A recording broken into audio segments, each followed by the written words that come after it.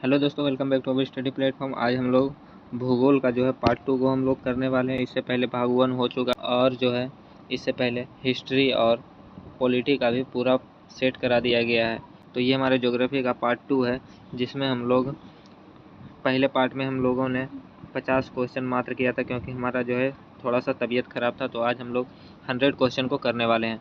तो आप लोग वीडियो के अंत तक बने रहें और वीडियो को ज़्यादा से ज़्यादा शेयर करें।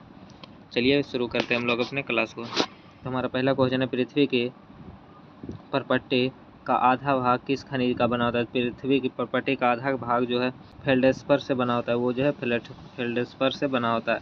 अगला क्वेश्चन है, कौन सा तत्व पृथ्वी के भूपट्टी के द्रव्यमान का 46.6% बनता है। कौन सा तत्व जो है पृथ्वी के परपट्टी के द्रव्यमान का 46.6% से बनता है, तो वो है ऑक्सीजन, जो है 46.6% है भूपट्टी पे। अगला क्वेश्चन है, आकार के संदर्भ में मंगल का हमारे सौरमंडल में कौन सा स्थान है। कौन सा स्थान है तो आपको बताना है, तो कौन सा स्थान है, 7वां स्थान है। अगला क्वेश्चन है हमारा कि सूर्य और पृथ्वी की मध्यम दूरी सन्निकट देश है। कितना सूर्य और पृथ्वी के बीच की दूरी लगभग कितना है, ये आपको बताना है। तो कितना है, तो 14,96,00,000 है सूर्य और पृथ्वी की अनुमानित दूरी। अगला क्वेश्चन है हमारा, कौन सा ग्रह लाल ग्रह के नाम से जाना जाता है। कौन सा ग्रह जो है लाल ग्रह के नाम से जाना जाता है, तो मंगल को जो है लाल ग्रह के नाम से जाना जाता है, मंगल को। अगला क्वेश्चन है, निम्नलिखित में से कौन सा बौना ग्रह नहीं है। निम्नलिखित में से कौन सा बौना ग्रह नहीं है, तो मंगल जो है वो बौना ग्रह की श्रेणी में नहीं आता है, ये ग्रह की श्रेणी में आता है। अगला क्वेश्चन, इनमें सबसे छोटा ग्रह कौन सा है। सबसे छोटा ग्रह की बात करें तो कौन सा हो जाएगा, तो आकार के संदर्भ में मंगल हो जाएगा सबसे छोटा ग्रह। अगला क्वेश्चन है हमारा, मंगल ग्रह सूर्य से डैश स्थान पर है। तो सूर्य से कौन से स्थान पर है, तो पहले सूर्य होता है, उसके बाद बुध, उसके बाद शुक्र, उसके बाद पृथ्वी, उसके बाद मंगल होता है। उसके बाद होता है एस्टेरॉयड बेल्ट, उसके बाद होता है बृहस्पति, शनि और अरुण वरुण। तो कौन से क्रम है मंगल ग्रह का सूर्य से, तो सूर्य हो गया, उसके बाद बुध हो गया, शुक्र, पृथ्वी, मंगल। तो चौथा स्थान है, कौन सा स्थान है, चौथा स्थान हो जाएगा इसका करेक्ट आंसर। अगला क्वेश्चन है हमारा कि किस ग्रह के अधिकतम उपग्रह है। तो वर्तमान समय में जो है वो शनि का सबसे अधिक उपग्रह है। अगला क्वेश्चन है, आकार के संदर्भ में बृहस्पति हमारे सौरमंडल में कौन से स्थान पर है। तो सौरमंडल पर पहले स्थान पर है बृहस्पति, आकार के संदर्भ में अगर पूछे तो। अगला क्वेश्चन है हमारा, आकार के संदर्भ में शनि का हमारे सौरमंडल में कौन सा स्थान है। तो शनि का हमारे सौरमंडल में कौन सा स्थान है, तो दूसरा स्थान है। पहला स्थान पर है बृहस्पति, उसके बाद है शनि। अगला क्वेश्चन है हमारा कि निम्नलिखित में से कौन एक आंतरिक ग्रह नहीं है। आंतरिक ग्रह नहीं है, तो आंतरिक ग्रह और बाह्य ग्रह सबसे पहले हम लोग समझते हैं। तो ये होता है हमारा सूर्य, उसके बाद बुध होता है, उसके बाद शुक्र, उसके बाद पृथ्वी, उसके बाद मंगल होता है, और उसके बाद जो होता है ये एस्टेरॉयड बेल्ट होता है। क्या होता है, एस्टेरॉयड बेल्ट होता है। उसके बाद होता है बृहस्पति, शनि, अरुण और वरुण होता है। इस तरह से होता है। तो ये जो ग्रह है बुध, शुक्र, पृथ्वी, मंगल, ये सभी को हम लोग आंतरिक ग्रह कहते हैं। एस्टेरॉयड बेल्ट के जो अंदर होते हैं सूर्य की तरफ, तो उसे हम आंतरिक ग्रह कहते हैं, और जो बाहर है एस्टेरॉयड बेल्ट के, उसे हम लोग बाह्य ग्रह कहते हैं। तो क्या क्वेश्चन पूछा, निम्न में से कौन आंतरिक ग्रह नहीं है, यानी कि बाह्य ग्रह है। तो ऑप्शन है बुध, शनि, बुध, शुक्र और पृथ्वी। तो इसमें तो बुध, शुक्र और पृथ्वी ये तीनों तो आंतरिक ग्रह है, तो बाह्य ग्रह कौन हो जाएगा, तो शनि हो जाएगा। तो ऑप्शन इसका करेक्ट आंसर हो जाएगा शनि। अगला क्वेश्चन, ट्राइटन किसका उपग्रह है, ये आपको बताना है। तो ट्राइटन जो है वो शनि का उपग्रह है। और ट्रिटोन पूछे अगर कि ट्रिटोन किसका उपग्रह है, तो यह है वरुण का उपग्रह। अगला क्वेश्चन है, शनि सूर्य से डैश ग्रह है। शनि जो है सूर्य से कौन से स्थान का ग्रह है, तो ये 6वां स्थान का ग्रह है, 6वां स्थान का। अगला क्वेश्चन, निम्नलिखित में से कौन बौना ग्रह है। तो बौना ग्रह कौन सा हो जाएगा, तो बौना ग्रह जो हो जाएगा वो हो जाएगा प्लूटो। क्या हो जाएगा, प्लूटो। अगला क्वेश्चन है हमारा, प्लूटो की खोज किसने की। प्लूटो की खोज किसके द्वारा किया गया, तो क्लाइड टॉम्बो के द्वारा किया गया, क्लाइड टॉम्बो के द्वारा। अगला क्वेश्चन है, आकार के संदर्भ में यूरेनस का हमारे सौरमंडल में कौन सा स्थान है। यूरेनस का हमारे सौरमंडल में कौन सा स्थान है, तो तीसरा स्थान है। अगला क्वेश्चन है हमारा कि आकार के संदर्भ में हमारे सौरमंडल में वरुण का कौन सा स्थान है? तो वरुण का स्थान कौन सा है? तो चौथा स्थान पे वरुण है आकार के संदर्भ में, तो ऑप्शन डी इसका करेक्ट हो जाएगा। अगला क्वेश्चन है, इनमें सबसे ठंडा ग्रह कौन सा है? सबसे ठंडा ग्रह जो हो जाएगा वो हो जाएगा वरुण। कौन हो जाएगा? वरुण। अगला क्वेश्चन देखते हैं। तो अगला क्वेश्चन है, यूरेनस सूर्य से डैश ग्रह है? तो यूरेनस सूर्य से कौन से क्रम का ग्रह है? तो सातवां क्रम का ग्रह है यूरेनस, जिसे हम लोग अरुण कहते हैं। अगला क्वेश्चन, यदि कोई बम चंद्रमा पर विस्फोट होता है तो पृथ्वी पर उसकी आवाज़ कितनी देर बाद सुनाई देगी? यदि कोई बम चंद्रमा पर विस्फोट होता है तो पृथ्वी पर उसकी आवाज़ कितनी देर के बाद सुनाई देगी? इसका आंसर हो जाएगा ऑप्शन डी, विस्फोट की ध्वनि सुनाई नहीं देगी, क्योंकि ऊपर वातावरण ही नहीं है तो विस्फोट की आवाज़ कैसे आएगी। अगला क्वेश्चन है हमारा, किस ग्रह को एक बौना ग्रह कहकर भी संबोधित किया गया है? तो प्लूटो को जो है बौना ग्रह कहकर भी संबोधित किया गया है। अगला क्वेश्चन है हमारा, अक्षांश का एक अंश कितने के बराबर होता है? अक्षांश का एक अंश कितने के बराबर होता है? तो इसका हो जाएगा 111 किलोमीटर के बराबर होता है अक्षांश का एक अंश। अगला क्वेश्चन है, चंद्रमा का अध्ययन को क्या कहते हैं? चंद्रमा के अध्ययन को क्या कहते हैं? क्वेश्चन था आपका कि चंद्रमा के अध्ययन को क्या कहते हैं? चंद्रमा के अध्ययन को सीलेनोलॉजी कहा जाता है, सीलेनोलॉजी कहा जाता है। अगला क्वेश्चन है, विषुव तब होता है जब सूर्य ऊर्ध्वाधर डैश के ऊपर होता है। विषुव कब होता है? तो विषुव जो है वो भूमध्य रेखा के ऊपर जब सूर्य होता है, ऊर्ध्वाधर यानी कि सीधा खड़ा जब होता है विषुवत रेखा के, तो उसे हम लोग विषुव कहते हैं। और विषुव में दिन और रात की लंबाई जो होती है वो बराबर होती है। अगला क्वेश्चन है हमारा कि अंतर्राष्ट्रीय तिथि रेखा डैश महासागर के बीच होकर गुजरती है। तो अंतर्राष्ट्रीय तिथि रेखा किस महासागर के बीचों बीच गुजरती है? तो प्रशांत महासागर पैसिफिक ओशियन के जो है बीचों बीच गुजरती है। अगला क्वेश्चन है हमारा, जून को शीतकालीन सोलस्टिस यानी कि अयनांत डैश गोलार्ध में होता है। जून को शीतकालीन सोलस्टिस डैश गोलार्ध में होता है, दक्षिणी गोलार्ध में होता है। कौन सा? दक्षिणी गोलार्ध में होता है सोलस्टिस। अगला क्वेश्चन है, यह मौसम तब आता है जब सूर्य भूमध्य रेखा से ठीक ऊपर होता है। तो भूमध्य रेखा से जब सूर्य ऊपर होगा तो कौन सा मौसम आएगा? तो बसंत ऋतु आ जाएगा। अगला क्वेश्चन है हमारा, निम्नलिखित में से कौन सी रेखा भारत के लगभग आधे हिस्से से होकर गुजरती है? तो भारत के आधे हिस्से से होकर कर्क रेखा गुजरती है। और कर्क रेखा कितने राज्य से होकर गुजरती है, ये आपको कमेंट करके बताना है। तो कौन सी रेखा हो जाएगी? कर्क रेखा। अगला क्वेश्चन है, विषुव दिवस क्या होता है? विषुव दिवस क्या होता है? तो जब दिन और रात के एक बराबर हो, जब दिन और रात एक बराबर हो तो उसे हम लोग विषुव या इक्वेटर कहते हैं। इक्विनॉक्स कहते हैं, इक्वेटर नहीं इक्विनॉक्स। अगला क्वेश्चन है, भारत में सबसे छोटा दिन कब होता है? तो भारत में सबसे छोटा दिन 22 दिसंबर को होता है। कब होता है? 22 दिसंबर को। अगला क्वेश्चन है हमारा, सूर्य भूमध्य रेखा पर ऊर्ध्वाधर कब चमकता है? सूर्य भूमध्य रेखा पर ऊर्ध्वाधर कब चमकता है? तो ये चमकता है वर्ष में 2 बार। अगला क्वेश्चन है, सूर्य भूमध्य रेखा पर ऊर्ध्वाधर कब चमकता है, यानी कि कितने बार चमकता है? तो वर्ष में 2 बार चमकता है, वर्ष में 2 बार। अगला क्वेश्चन है, उत्तरी गोलार्ध में वर्षा का सबसे लंबा दिन डैश है। उत्तरी गोलार्ध में वर्ष का सबसे लंबा दिन कौन सा है? तो उत्तरी गोलार्ध में जो वर्ष का सबसे लंबा दिन हो जाता है 21 जून को सबसे लंबा दिन होता है। अगला क्वेश्चन, उत्तरी गोलार्ध में सबसे छोटा दिन कब होता है? तो उत्तरी गोलार्ध में सबसे छोटा दिन अगर पूछे तो कब हो जाएगा? 22 दिसंबर को सबसे छोटा दिन होता है उत्तरी गोलार्ध में। अगला है, दोनों गोलार्ध पर समय दिन और रात इन दिनों में होता है। दोनों गोलार्ध पर समान मतलब कि बराबर दिन और रात किस दिन होता है? दोनों गोलार्ध पर, उत्तरी और दक्षिणी गोलार्ध पर दिन और रात बराबर कब होता है? तो ये होता है 21 मार्च और 23 सितंबर को। 21 मार्च और 23 सितंबर को दोनों गोलार्ध पर दिन और रात बराबर होते हैं। अगला क्वेश्चन है, उत्तरी गोलार्ध का सबसे लंबा दिन कौन होता है? तो उत्तरी गोलार्ध का सबसे लंबा दिन जो होता है वो 21 जून होता है।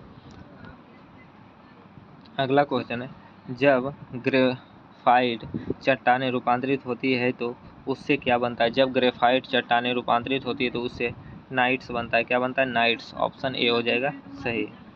अगला क्वेश्चन है हमारा कि जियोलाइट क्या है? जियोलाइट क्या है ये आपको बताना है। तो जियोलाइट जो हाइड्रेट सोडियम एल्युमिनियम सिलिकेट है। क्या? हाइड्रेट सोडियम एल्युमिनियम सिलिकेट है।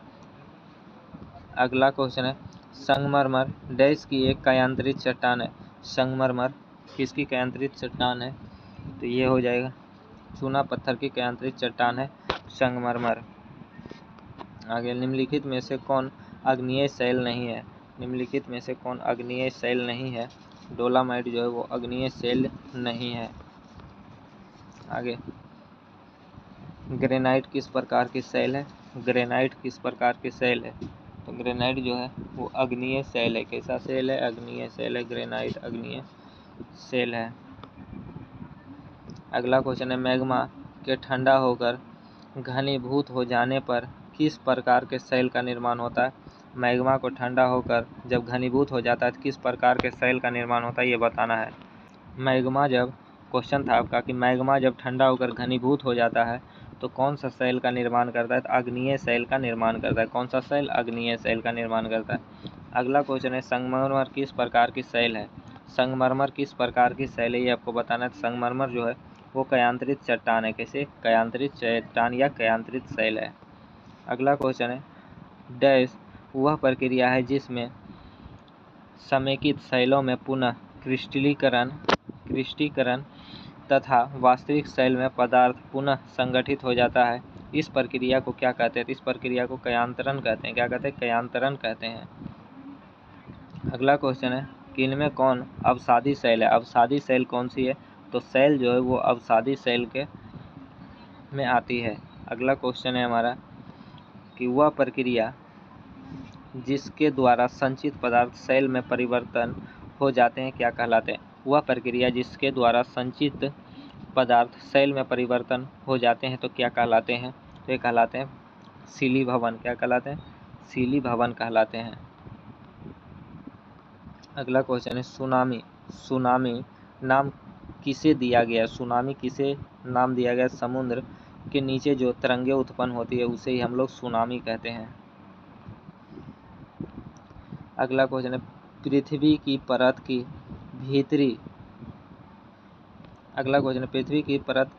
भीतर की हलचल का अध्ययन किसके द्वारा किया जाता है? पृथ्वी के परत के भीतर जो हलचल होता है जिसे हम लोग भूकंप कहते हैं, तो उसका अध्ययन किसके द्वारा किया जाता है? तो भूकंप विज्ञान के अंतर्गत किया जाता है। अगला क्वेश्चन है हमारा, पृथ्वी की आंतरिक संरचना के संदर्भ में निम्नलिखित कथनों पर विचार करें। पृथ्वी की आंतरिक संरचना के संदर्भ में निम्नलिखित कथनों पर विचार करें। अगला क्वेश्चन है हमारा कि पृथ्वी की आंतरिक संरचना के संदर्भ में निम्नलिखित कथनों पर विचार करें। निम्नलिखित कथनों पर विचार करें तो पी तरंगे ध्वनि तरंग जैसी होती है, ये केवल ठोस पदार्थ से गुजरती है। तो ये के ठोस पदार्थ से नहीं है, द्रव और गैस से भी होकर गुजरती है। तो ये गलत हो जाएगा। अगला क्वेश्चन है, पूछ रहा है सही कौन सा है? तो महाद्वीपीय भूपट्टी की औसत मोटाई 30 किलोमीटर है। तो ये बिल्कुल सही है। अगला क्वेश्चन है, धरातलीय तरंग भूकंप लेखी पर अंत अभिलेख से होता है। तो ये भी सही है। तो ऑप्शन जो हो जाएगा 2 और 3 ये सही हो जाएगा। अगला क्वेश्चन है हमारा, अगला क्वेश्चन क्या कहता है? तो अगला क्वेश्चन है, भूकंप के संदर्भ में निम्नलिखित कथनों पर विचार कीजिए और बताइए कौन सा कथन सही है। भूकंप के संदर्भ में बताना है। तो वह ऑप्शन है कि वह स्थान जहाँ से भूकंप की ऊर्जा निकलती है उसे अवकेंद्र कहते हैं। अवकेंद्र या अधिकेंद्र कहते हैं। तो ये बिल्कुल सही है। अगला क्वेश्चन है, भूतल पर वह बिंदु जो उद्गम केंद्र के समीपतम होता है उसे अधिकेंद्र कहते हैं। तो उसे अधिकेंद्र कहते हैं। तो ये भी सही है, उसे अधिकेंद्र ही कहते हैं जहाँ से भूकंप जो है उत्पन्न होता है। अगला है, अधिकेंद्र वह बिंदु होता है जहाँ भूकंप उद्गम केंद्र के ठीक नीचे होता है। तो उद्गम केंद्र को ही हम लोग अधिकेंद्र कहते हैं, उद्गम केंद्र के नीचे नहीं होता है। तो ऑप्शन 1 और 2 जो हो जाएगा वो सही हो जाएगा। ऑप्शन नंबर सी 1 और 2 बिल्कुल सही है।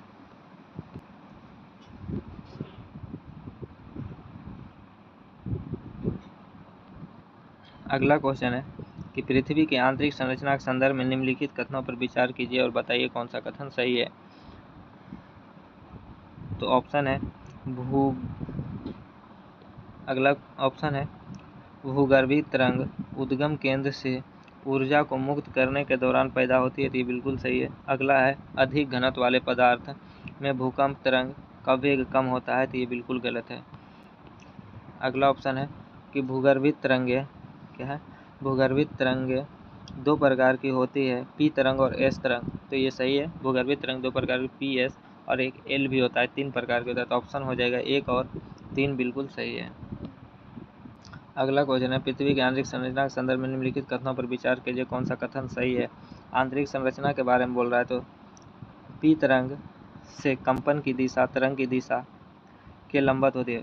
पी तरंग जो होता है वो कंपन की दिशा तरंग की दिशा के लंबवत होता है, तो ये लंबवत नहीं होता है। अगला क्वेश्चन है, महासागर में भूपट्टी की औसत मोटाई 5 किलोमीटर होती है।